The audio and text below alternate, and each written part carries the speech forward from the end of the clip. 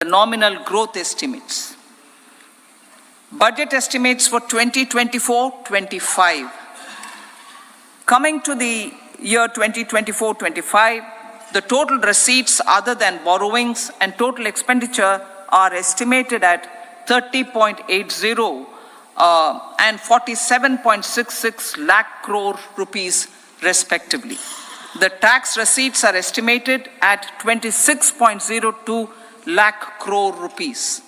The scheme of 50-year interest-free loan for capital expenditure to states will be continued this year with an outlay of 1.3 lakh crore rupees.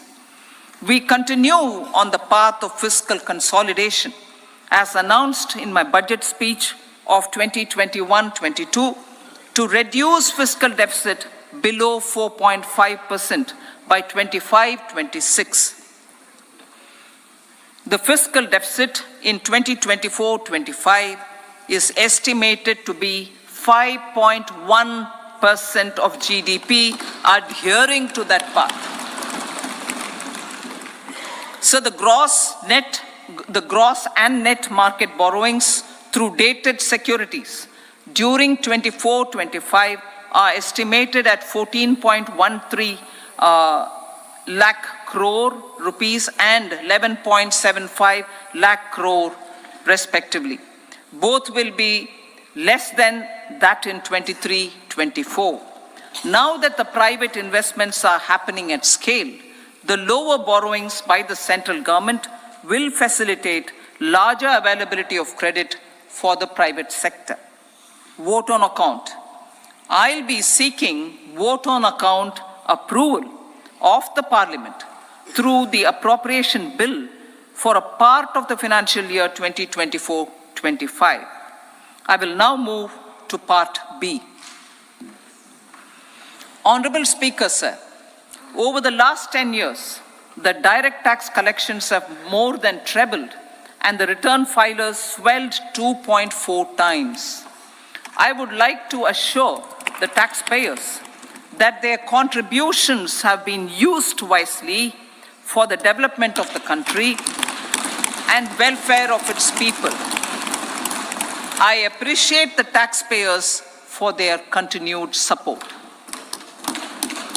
The government has reduced and rationalized tax rates. Under the new tax scheme, there is now no tax liability for taxpayers with income up to 7 lakh rupees, up from 2.2 lakh rupees in the financial year 2013-14. The threshold for presumptive taxation for retail businesses was increased from 2 crores to 3 crores. Similarly, the threshold for professionals eligible for presumptive taxation was increased from 50 lakh rupees to 75 lakh rupees.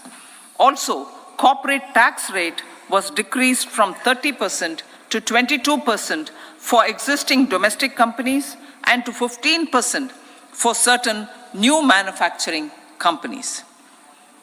Honorable Speaker, sir, in the last 5 years, our focus has been to improve taxpayer services. The age-old jurisdiction-based assessment system was transformed with the introduction of faceless assessment and appeal, thereby imparting greater efficiency, transparency, and accountability.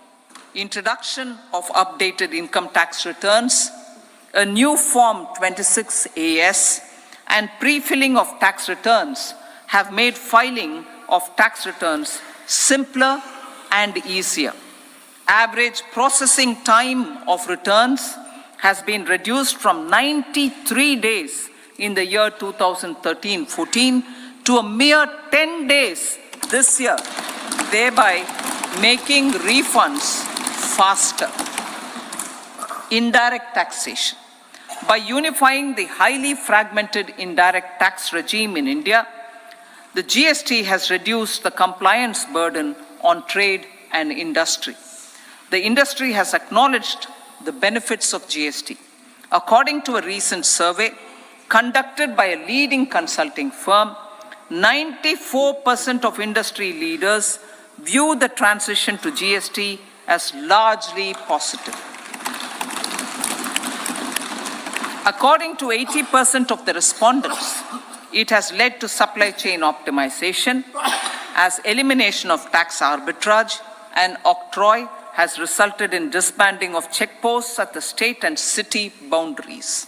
At the same time, tax base of GST more than doubled, and the average monthly gross GST collection has almost doubled to 1.66 lakh crores this year.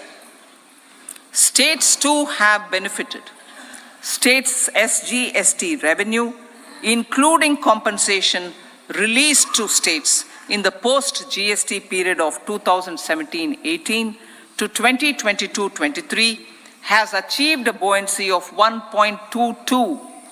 In contrast, the tax buoyancy of state revenues from subsumed taxes in the pre-GST four-year period of 2012-13 to 2015-16 was a mere 0.72.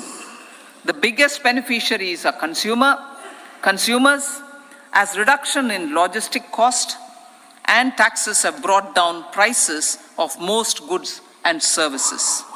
We have taken a number of steps in customs to facilitate international trade.